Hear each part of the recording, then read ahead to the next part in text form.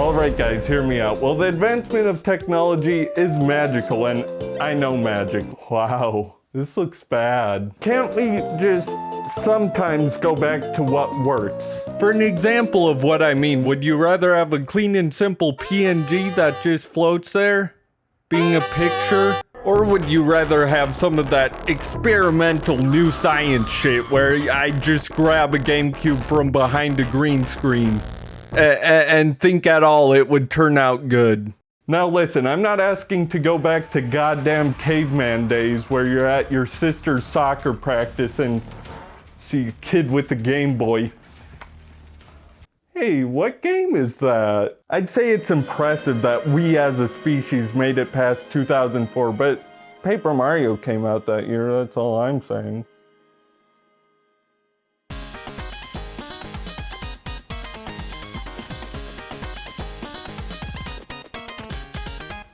If you're listening to me talk about Paper Mario in the year of our Lord 2020, we live in one of two timelines. Either you remembered this game existed by accident, or Nintendo revealed the highly anticipated Sticker Star 3. It just boggles my mind that Nintendo won't do what works with Paper Mario, and they need to find a new gimmick every time, like, I don't know, newspaper cones, have fun. Does anyone remember what this trick is supposed to do? But what makes this so much more appealing than the biggest joke since telling Shaq, hey, we can make a game with you in it, and it'll be good?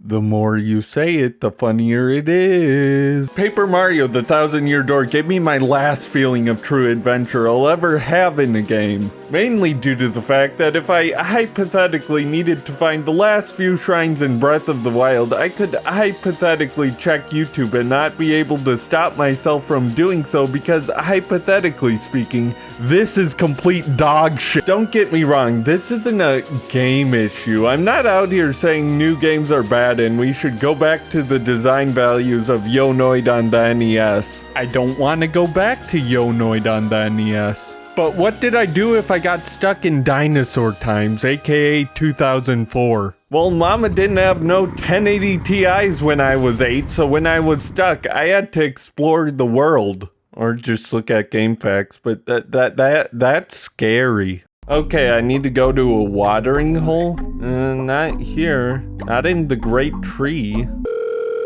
Did they forget to put a watering hole in this stupid ass game? Okay, as established, walls of text scare me, but let's talk to this guy just for— well, I've peaked as a human. It's all downhill from here, boys. Now, as you might be able to tell, the game has quite a different aesthetic from normal Mario affair. That's right, get out of here, Mushroom Kingdom. Goodbye, Toad Town. We are now in Rogueport, where people die. There's thieves that steal, and a mafia member at one point says, ah, yes. Funny overalls, man. Kill him? Whoa, Peach got kidnapped again, yay, but this time the culprits are aliens, known as the X-Nauts. They're well written and fit into the Mario universe decently enough, and unlike later entries where your NPC options are Toad and— I mean, yeah, we still have toads, of course, but we also have dogs, Goombas, Koopas, dogs, Piantas, Bob-ombs, dogs, Snail Boys, Scary Boys, Steve Boys, and doggone it, have I mentioned. You're getting a bit used to the combat. You know, Koopas are a funny joke to you. You come across an easy quiz for babies, and you answer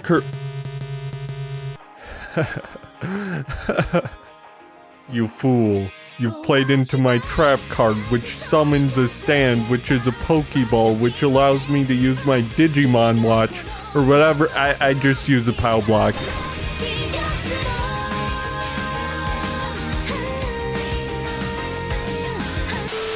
People will all have their own way to play the game, be it through different playstyles or badges that change playstyles, but we can all agree. Nobody uses Flurry. That just doesn't happen. That shit's fake. And one thing I like is you don't need a lot of health investment to be successful. You just need to be good at guarding. But once you are good at guarding, yeah, it's a pretty easy game. To put it a little bit into gamer context, I was able to beat everyone short of God himself by pressing the A button sometimes, and if he showed up, maybe I'd have to put him in his place by pressing the B button, who knows? Yeah, I faced enemies above my ability and beat them pretty easily. What was that? I suppose when my biggest issue with the game is, hey, everyone can enjoy it, I'm kind of a loser. You know, speaking of losers, I don't actually have a segue, I just really like Chapter 4. I mean, if you're a video game critique man and just look at it objectively, yeah, it's pretty stupid. You just basically walk the entire length of the map a couple times just for fun, I guess. But hey, let's take a big look at what else video games are capable of. Ah! Oh! This party hat looking motherfucker committed identity theft.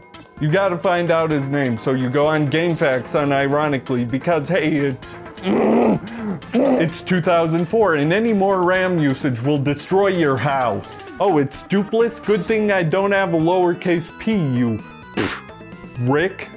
So now I have to actually play the game and not be a liar. Oh, what's that? That's Vivian? She controls fire? And if enemies aren't immune, their situation is dire? Vivian, in my professional opinion, is dummy busted, but her overworld ability is also dummy busted. You're able to whisk away the concept of object permanence from others and also have birds talk about politics, which is pretty cool, but you can't trust them because they're all government drones anyways. Wake up, people! Speaking of partners, and I do have a segue this time, the variety is great. Goombella can attack a lot of enemies, but only from overhead. Hoops can't hit anyone in there, but has access to other supporting moves. Yoshi should do pretty good into most enemies, but if they have a single defense point, it's all over. Miss Mouse sucks. Why would you use her? And there is still one other partner I didn't even really use throughout the journey. 2 if you're an insane person, but mostly 1. Now, I already spoiled my favorite twist in the whole game, but I still have so many good things to say about it, so I'm gonna go off on a tangent real quick. Yeah, just check back in. Bowser segment's good. Fire Drive, very cool. Between chapter intermissions, very, very nice. The sound design, oh. The Bob-omb scene, Little touches like being able to combine Wario's outfit with Luigi's outfit to make Waluigi's outfit. This wasn't a game I beat in a month. This wasn't even a game I beat in a year. The adventure for me lasted so long.